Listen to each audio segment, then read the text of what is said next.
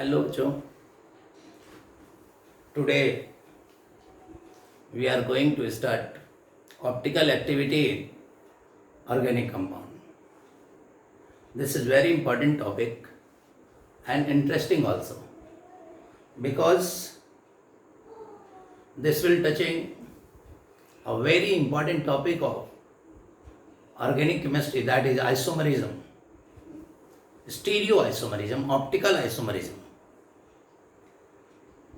Today we have to develop some basic or brief idea about the optical isomerism or optical related phenomena with any organic compound.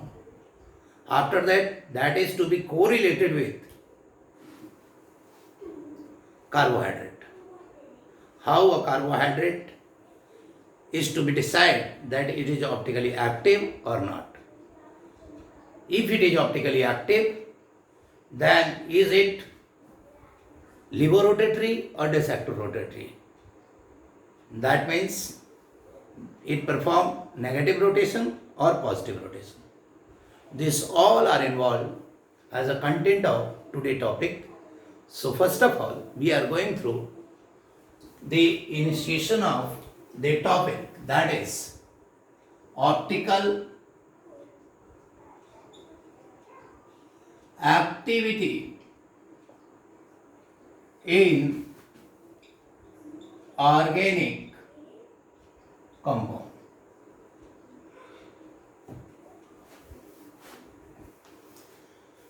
First of all, I want to discuss the basic idea related to optical activity. What is the meaning of optical activity? So we have the definition. Babu, optical activity का जो meaning होता है, that means light related phenomena. Light related phenomena, इसे हम optical activity कहेंगे. If this phenomena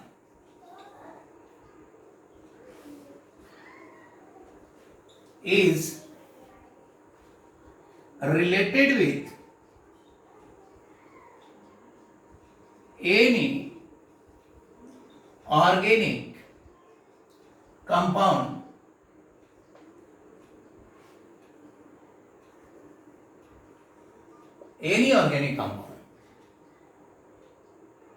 तो क्या ये फिनोमिना किसी ऑर्गेनिक कंपाउंड से रिलेट करता है? इस बारे में आज का टॉपिक डिलीवरी है. तो इसको जानने के लिए बेटा सबसे पहले हम लाइट को देखते हैं. अच्छा, लाइट के बारे में क्या जानते हैं आप लोग?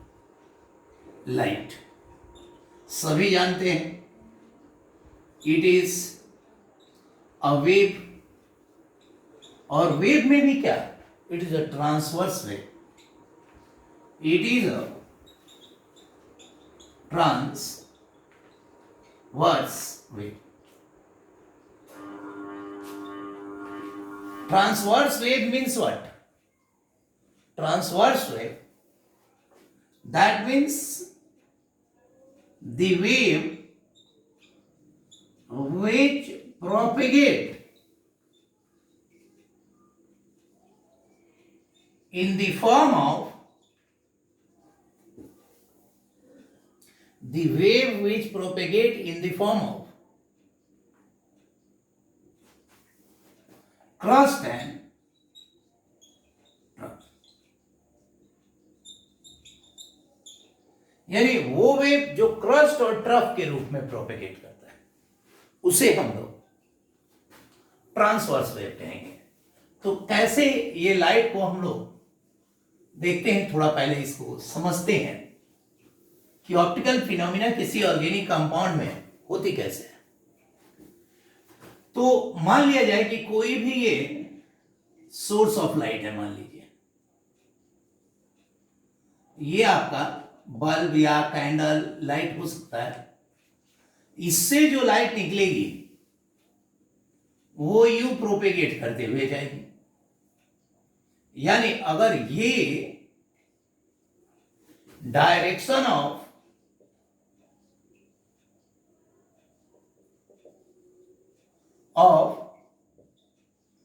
प्रोपेगेशन ऑफ वेव है, अगर ये वेव के प्रोपेगेशन का डायरेक्शन यानी सीधे चल रहा है, तो ये जो वेव पार्टिकल है जो इन पे स्थित है, इसका डायरेक्शन क्या होगा? तो इनका डायरेक्शन होगा up and down, up and down. यानी ये अप एंड डाउन ऐसे मूव करेगा।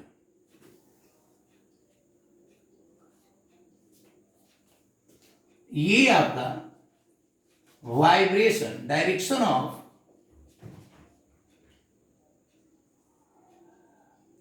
वाइब्रेशन ऑफ वेव पार्टिकल होगा।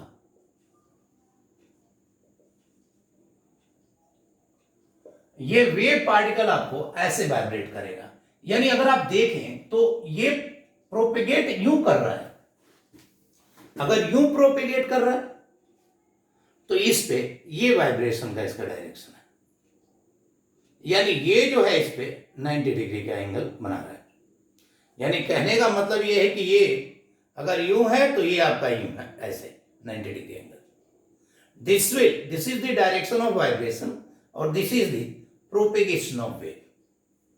यानी अगर मैं डिजाइन करूं तो ये ऐसे कुछ होगा। आप अगर ध्यान से देखिए, ये पार्टिकल यूं वाइब्रेट करेगा लाइक दैट।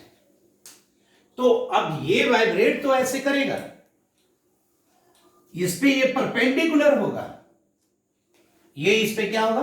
परपेंडिकुलर। लेकिन कोई जरूरी नहीं है कि ये इसी एक्सिस के अलोंग हो।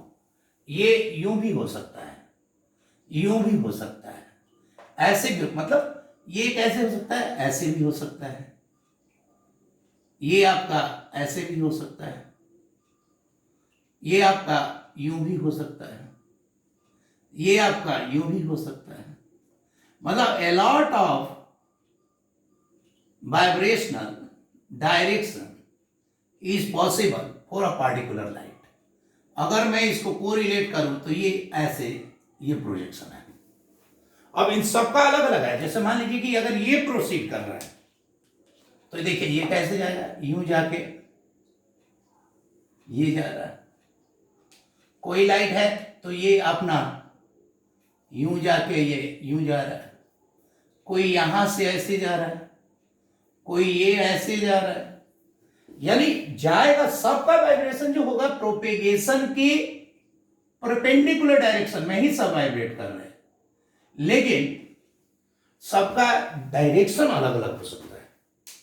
इस तरह के light, the light which contain the wave particle which are vibrating all possible direction, the light with its particle exist its vibration or their vibration in all possible direction is called unpolarized light। उसमें कोई polarisation नहीं होती है, ऐसे बिल्कुल एकदम फैला हुआ रहेगा, ऐसे कि ये कैसे भी हो सकता है। यानी कहने का मतलब ये है कि इस तरह की लाइट को हम लोग अनपोलराइज्ड लाइट कहेंगे। Unpolarised light. अब देखिए, unpolarised light, the light which contain the particles which are free to vibrate in all possible length। जो हर पॉसिबल प्लेन में वाइब्रेट कर सकता है, which are free to vibrate in all possible plane, जो सभी पॉसिबल प्लेन में vibrate करने के लिए फ्री है, उसे अनपोलराइज कहते हैं। और अगर किसी सोर्स से जो लाइट निकलती है ना, light emitted from source is unpolarize light, किसी भी सोर्स से निकलने वाली कोई भी लाइट जो होती है अनपोलराइज लाइट होती है। अब देखिए, इस अनपोलराइज लाइट को यदि मैं किसी पोलराइजर से पास कर दूं, इस अनपोलराइज लाइट को यदि मैं किसी पोलराइजर से पास करूं तो पोलराइजर क्या होता है? देखिए, अब मान लीजिए कि ये अनपोलराइज लाइट है, it contain the particles vibrating all possible planes.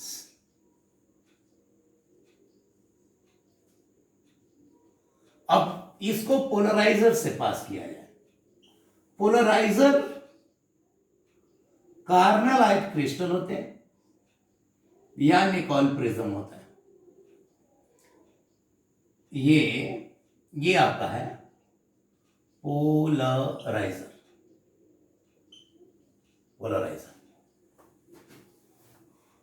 अब इसमें क्या है ना कि जिस प्रकार की जैसे ब्लेड होता है ना बेटा, ये ब्लेड जैसे ये ब्लेड है मान लिया जाए, ये ब्लेड में बीच में ऐसे मान लीजिए कि इसका कट होता है, तो अगर मैं ऐसा कोई लाइट गुजरेगा, ऐसा वाला लाइट, तो ये जाकर फंस जाएगा, ये भी फंस जाएगा, ये भी फंस जाएगा। पार कौन होगा? जो इसके अलाउन होगा। मतलब the light which is in the same plane as the plane of this vacant space, इसमें भी ये सारे लाइट रुक जाएंगे। अगर मैं आपको शो करूं इनके लाइट्स, तो ये वाला जो है ये यूं जाके यहां पे रुक जाएगा, ये वाली लाइट भी रुक जाएगी, ये वाली लाइट भी रुक जाएगी, सारी लाइट्स रुक जाएगी। पार कौन होगा? केवल एक लाइट पार होगा। वो कौन सा लाइट पार होगा? जो ये लाइन है, ये जो इसके पोलराइजर के प्लेन के अलावा है। मतलब अगर मैं इसको ब्लू से डिजाइन करूं थोड़ी देर के लिए, यानी द लाइट, ये वाली लाइट यहां से पास होगी, और केवल यही वेव नहीं, इसके अलावा जितने भी वेव होंगे सारे पार कर जाएंगे। यानी यहां पे जितनी भी लाइट आएगी वो उनका वाइब्रेशनल प्लेन ये होगा। ये आपका अनपोलराइज लाइट था,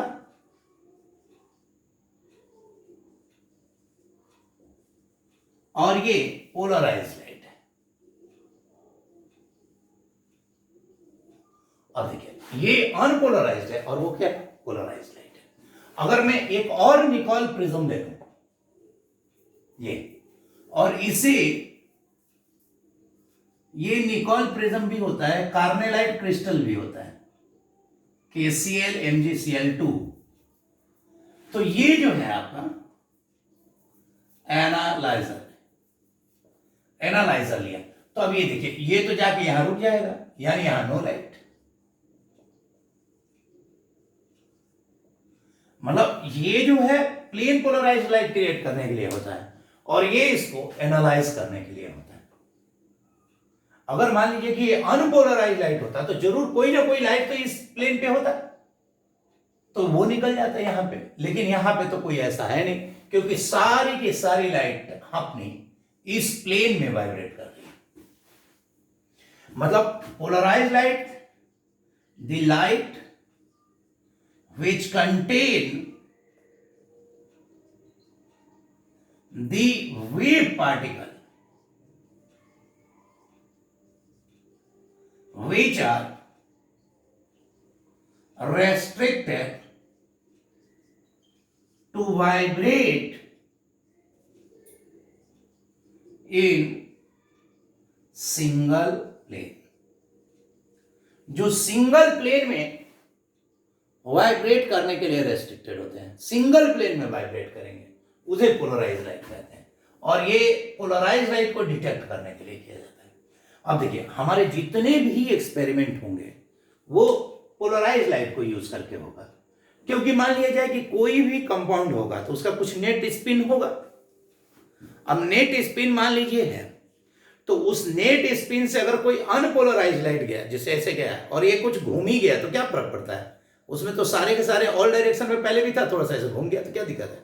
फिर भी वो पता नहीं कर पाएगा। लेकिन अगर वो सारे के सारे प्लेन पोलराइज लाइट हो ऐसे, और ये किसी कंपाउंड से गुजरने के बाद ऐसे घूम गए, तो यहां पे हम ऑप्टिकल एक्टिविटी, या ऐसे आए गुजरने के बाद ऐसे घूम गए, तो ये जो हो रहा है यहां पे लाइट पे कंपाउंड से पास होने के दौरान होने वाले प्रभाव को, होने वाले इफेक्ट के बारे में हम स्टडी कर सकते हैं। तो इसलिए we are utilize plane polarize light to detect the optical activity of any chemical और ऑर्गेनिक कंपाउंड। तो उसको थोड़ा सा हम देखेंगे। तो ये प्लेन पोलराइज लाइट हो गया। अब ये देखिए,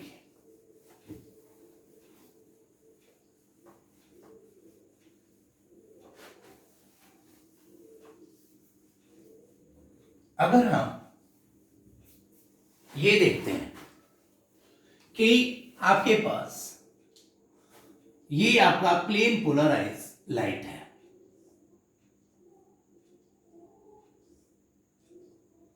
और ये प्लेन पोलराइज लाइट ऐसे, अब इसे किसी कंपाउंड से हम पास करते हैं। ये मान लीजिए कि कंपाउंड है, और इस कंपाउंड में ये कोई भी कंपाउंड हो सकता है बेटा जी, और इस कंपाउंड से पास करने के बाद अगर ये लाइट 3 कंडीशन होगा, फर्स्ट, सेकेंड और ये थर्ड कंडीशन होगा। Either this light remains unchange in their spin, या तो ये अपने स्पिन में कोई परिवर्तन नहीं करेगा, जैसा था वैसा ही यहां पे निकल गया।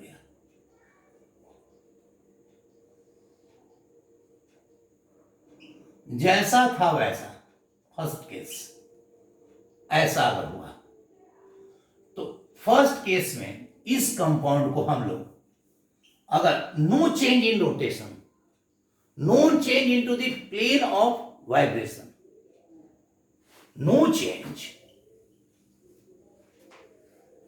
इन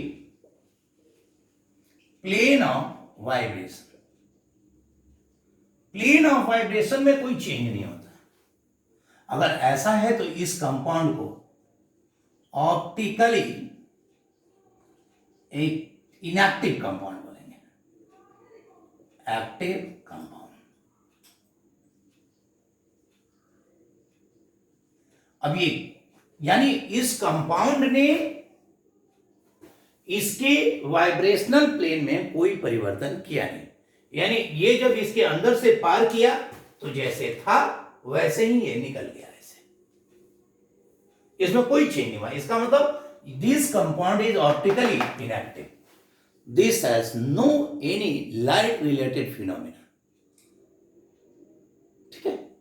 दूसरा बात ये हो सकता है कि ये लाइट इससे पास हो, और पास होने के बाद ये होना चाहिए था स्ट्रेट, जैसे मान लीजिए ये होना चाहिए यूं, मान लीजिए कि ये होना चाहिए था यूं, लेकिन ये यूं ना हो करके ये थोड़ा सा चेंज कर रहा है, ये ऐसे हो गया, सारा का सारा प्लेन ये चेंज कर गया, यानी ये ऐसे रोटेट कर गया।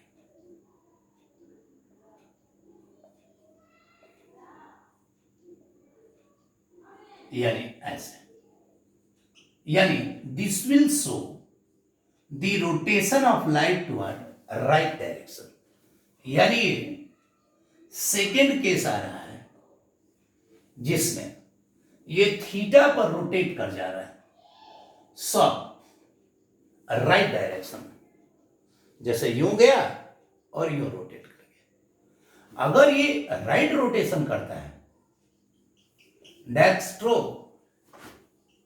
रोटेशन कहेंगे, डेक्स्ट्रो रोटेटरी कंपाउंड, इसे डी कंपाउंड या प्लस कंपाउंड कहते हैं। इसे डी कंपाउंड या प्लस कंपाउंड कहेंगे। इसे डेक्स्ट्रो रोटेटरी कंपाउंड हो गया। अगर ये राइट रोटेशन कर रहा है, राइट रोटेशन का मतलब हो गया कि क्लॉकवाइज रोटेशन, क्लॉकवाइज रोटेशन। अगर ये क्लॉकवाइज रोटेशन कर रहा है तो ये डी कंपाउंड। तो इसे ये देखिए ऑप्टिकल एक्टिविटी है, इसे डी कंपाउंड या प्लस कंपाउंड कहेंगे। अगर तीसरा केस जो जनरेट होता है कि जैसे जाना तो चाहिए था इसको सीधा ऐसे ऐसे और ये ऐसे, लेकिन इसने किया क्या कि अपने प्लेन से ये लेफ्ट रोटेशन किया, लेफ्ट यानी इस डायरेक्शन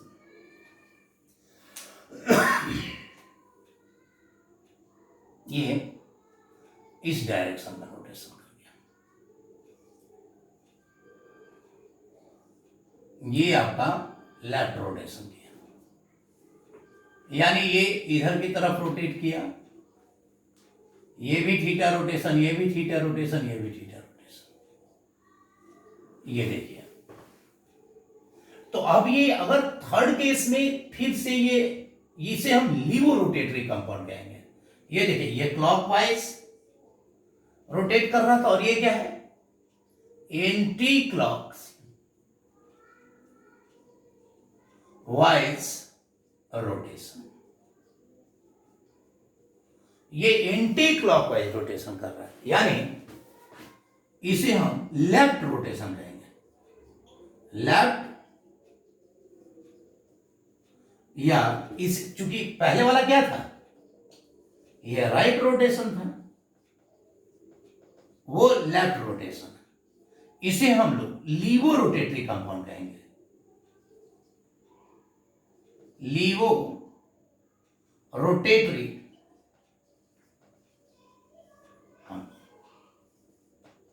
या अब देखिए थर्ड केस में हम इसे एल कंपाउंड या नेगेटिव कंपाउंड कहेंगे। नेगेटिव कंपाउंड, तो ये देखिए, ये दोनों केस है ऑप्टिकली एक्टिव कंपाउंड, यानी कंपाउंड अगर ऑप्टिकली एक्टिव है तो ये केस बनाएगा। तो फिर से मैं अपनी बात को रखता हूं कि कोई भी कंपाउंड से यदि प्लेन पोलराइज लाइट पास किया जाता है तो दो बात होगी, या तो लाइट के वाइब्रेशन, वेव वाइब्रेशन के डायरेक्शन पे कोई फर्क नहीं पड़ेगा। अगर ये फर्क नहीं पड़ा, जैसे ये आया यूं निकल गया, तो इसे उस कंपाउंड को ऑप्टिकली इनएक्टिव कंपाउंड कहेंगे। अगर फर्क पड़ा तो यानी इसका वाइब्रेशन का डायरेक्शन चेंज होगा। तो दो ही तरह से हो सकता है, या तो आप क्लॉकवाइज डायरेक्शन में चेंज होंगे या तो आप एंटी क्लॉकवाइज। क्लॉक माने राइट, राइट माने प्लस रोटेशन, और एंटी क्लॉकवाइज माने लेफ्ट, लेफ्ट माने नेगेटिव रोटेशन। नेगेटिव को लीवो रोटेशन बोलते हैं, और जो पॉजिटिव होता है, राइट रोटेशन होता है, क्लॉकवाइज रोटेशन होता है, उसे डेक्स्ट्रो रोटेशन कहते हैं। अब पंगा ये है कि हमें किसी कंपाउंड को देख के ये कैसे हम एस्टिमेट करेंगे कि वो कंपाउंड, पहली बात कि वो ऑप्टिकली एक्टिव होगा कि नहीं होगा। पहले तो ये डिसाइड करना है कि वो कंपाउंड ऑप्टिकली एक्टिव है या नहीं है, इसके क्या कंडीशंस हैं। How we know this? अगर मान लीजिए कि हम ये डिसाइड भी कर लेते हैं कि वो कंपाउंड ऑप्टिकली एक्टिव है, तो फिर हमें ये डिसाइड करने की जरूरत है कि वो राइट रोटेशन करेगा कि लेफ्ट रोटेशन करेगा। इस चीज को भी हमको देखना होगा, उसको देखते हैं।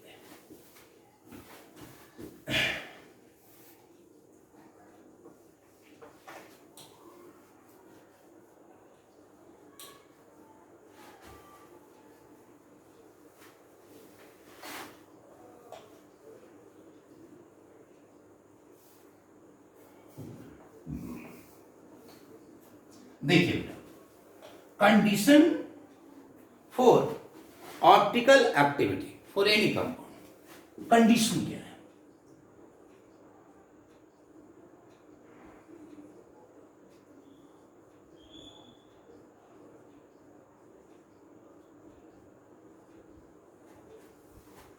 Condition for optical activity of any compound, कोई भी कंपाउंड ऑप्टिकली एक्टिव क्यों कब होगा, क्यों होगा? तो इसका एक ही कंडीशन है कि दोज कंपाउंड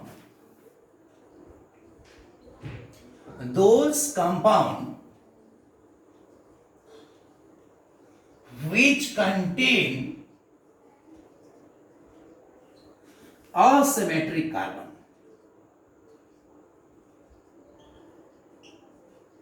अब देखिए असिमेट्रिक कार्बन को हम कायरल कार्बन कहते हैं, इज कॉल्ड, या इज कॉल्ड नहीं, is optical active compound, optically active compound.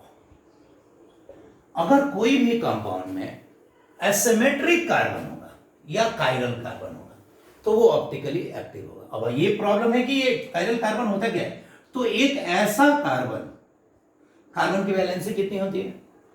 4। तो ये चारों वैलेंसी, अगर ये 4 डिफरेंट चीज से ए बी एक्स वाई, और क्लियर है A is not equal to B, is not equal to X, is not equal to Y, अगर ऐसा है तो ये कार्बन को हम कायरल कार्बन कहते हैं, कायरल कार्बन, इसे हम कायरल कार्बन। अब जिसमें कायरल कार्बन है अब वो रोटेशन करेगा। अब ये ए बी सी डी जो मान लीजिए कि कोई भी हो सकते हैं, जैसे मान लीजिए ए आपका एच है, या मान लीजिए ओ एच है, बी आपका CH3 है, सी आपका H है, डी आपका Cl है, तो ये अगर ऐसे जोड़ देंगे तो ये ऑप्टिकली एक्टिव हो जाएगा। यही नहीं, अगर ये ए बी सी डी अगर आइसोटोप्स भी होते हैं ना, if A B X Y are isotopes, then the carbon is chiral.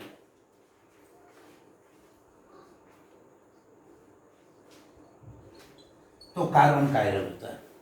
A B X Y अगर आइसोटोप होते हैं, यानी एक ही एलिमेंट के डिफरेंट रूप, जैसे ये मान लीजिए प्रोटियम हो गया, मान लीजिए इसके जगह पे अगर मैं 1H1 रख देता, इसकी जगह पे ड्यूटेरियम रख देता, इसकी जगह पे ट्रिटियम रख देता, इसकी जगह पे मिथाइल रख देता, तो भी ये कायरल होता।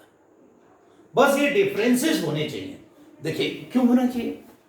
क्योंकि ऐसा होना चाहिए, जैसे मान लो कि मैं ऐसे, मैं कार्बन, मेरी एक वैलेंसी 2 3 और नीचे 4, यहां पे एक एक्सिस क्रिएट करो। अब बताइए, यहां क्रिएट करेंगे तो नीचे वाला पोर्शन भारी है, ऊपर वाला पोर्शन हल्का है, तो क्या मैं रोटेट करूंगा? नहीं करूंगा। लेकिन अगर इन दोनों हाथों को देखो, इधर में एक भारी, जैसे मान लीजिए कोई भी चीज, इधर एक भारी या हैवी मॉलिक्यूलर मास हो, इधर लाइट हो, तो ये ऐसे हो जाएगा, तो मेरा रोटेशन यूं चलेगा। तो अब देखिए ये लेफ्ट रोटेशन है एंटी क्लॉकवाइज, तो इसका मतलब मेरे से जो लाइट गुजरेगी वो भी ऐसे ही घूम जाएगी, तो मैं लीवो रोटेटरी कंपाउंड हो जाऊंगा। अगर मान लो इधर हैवी मॉलिक्यूलर चीज है तो मैं ऐसे घूम रहा हूँ, मेरा रोटेशन ऐसे होगा। तो मेरे से कोई लाइट गुजरेगी तो मैं ऐसे उसको रोटेट कर दूंगा। जब मैं उसको ऐसे रोटेट कर दूंगा तो लाइट का रोटेशन भी क्या हो जाएगा? क्लॉकवाइज हो जाएगा। और जब क्लॉकवाइज होगा तो वो डिसेक्ट्रो रोटेटरी होगा। डिसेक्ट्रो मतलब प्लस रोटेशन होगा। तो यही इसका कन्फिगरेशन है। तो इसको थोड़ा सा देखते हैं, एग्जाम्पल पे लेते हैं कि ये आइसोटोप भी मेंशनेबल है। जैसे अगर हम ये देखें कि ग्लिसरॉल्डिहाइड लेते हैं थोड़ा सा। जैसे एग्जाम्पल के तौर पे CHO, COH, CH2OH और ये H। अब ये देखिए इसकी चारों स्पीसीज को देखिए, ये डिफरेंट है, ये डिफरेंट है, ये डिफरेंट है और ये डिफरेंट है। तो ये इसका मतलब ये कायरल कार्बन है, ये एक हो गया। इसको हम N से लिखेंगे इक्वल टू 1। अब कायरल कार्बन 1 है, तो इसका मतलब अब ये देखिए, इसका तो कोई मीनिंग है नहीं, इसका रोटेशन में कोई रोल नहीं है। अब ये हैवी है कि ये हैवी है, तो ये ऑक्सीजन है और ये हाइड्रोजन है, तो ये ज्यादा हैवी है, तो ये नीचे जाएगा और ये ऊपर जाएगा। अब बताइए क्लॉकवाइज हो रहा है कि नहीं? क्लॉकवाइज यानी पॉजिटिव रोटेशन यानी डिसेक्ट्रो का, ठीक है। अब मान लीजिए कि इसका अगर कायरल कार्बन 1 है, मैं इसका LIGO बनाना चाहता हूं, तो कुछ नहीं, इसी का मिरर इमेज बना लीजिए। मिरर इमेज माने आईना यहां रख के, जैसे इस हाथ का ये हो गया, ये देखो इस हाथ का ये आपका मिरर इमेज, इसमें मार्कर इधर है तो इसमें इधर होगा। तो ये कहने का मतलब इसका मिरर इमेज अगर हम क्रिएट करते हैं तो सेम होगा, बस ये ऐसे CHO अपनी जगह पे रहेगा, एक्सियल पोजीशन में कोई चेंजेस नहीं आएगा, बस ये OH इधर हो जाएगा और H इधर हो जाएगा। अब बताइए, ये देखिए, अब आप ही बता दीजिए क्या होगा। ये हैवी है और ये लाइट है, now this will move into that direction. अब देखिए ये लेफ्ट रोटेशन होता है, एंटी क्लॉकवाइज और रोटेशन, तो इसे हम कहेंगे माइनस या एल रोटेटरी यानी लिवो रोटेटरी कंपाउंड। अच्छा, यहां पे ये D हो गया और ये L हो गया, D and L are two form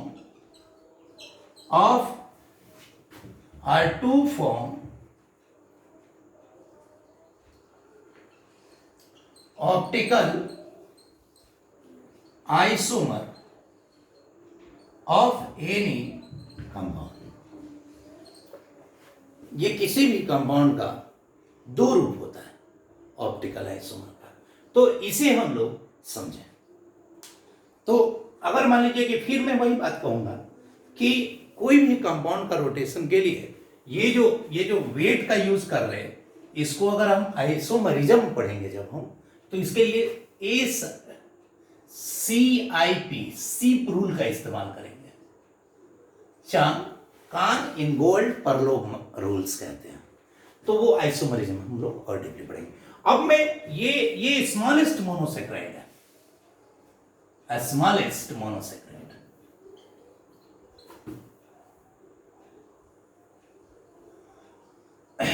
अगर मैं इसी चीज को और भी बाकी हायर हाइड्रोकार्बन पे चर्चा करेंगे, जिसको कि हम लोग अगले वीडियोस में बाकी एग्जाम्पल के साथ देखेंगे, ग्लूकोज के साथ देखेंगे, प्लस और भी उसके जो फीचर्स हैं उस पर डिस्कशन करेंगे। इसको रिवाइज कीजिए कि हाउ वी डिसाइड कि पार्टिकुलर कंपाउंड इज डिसेक्ट्रो और लिवो, और लिवो डिसेक्ट्रो का बेसिक थीम क्या है, कैसे रोटेट करते हैं, इसके बारे में इसको रिवाइज कीजिए। इसी टॉपिक का सब्सिक्वेंटली एक सेकेंड वीडियोस लेक्चर लेंगे, उसमें उसके बारे में डिटेल देंगे।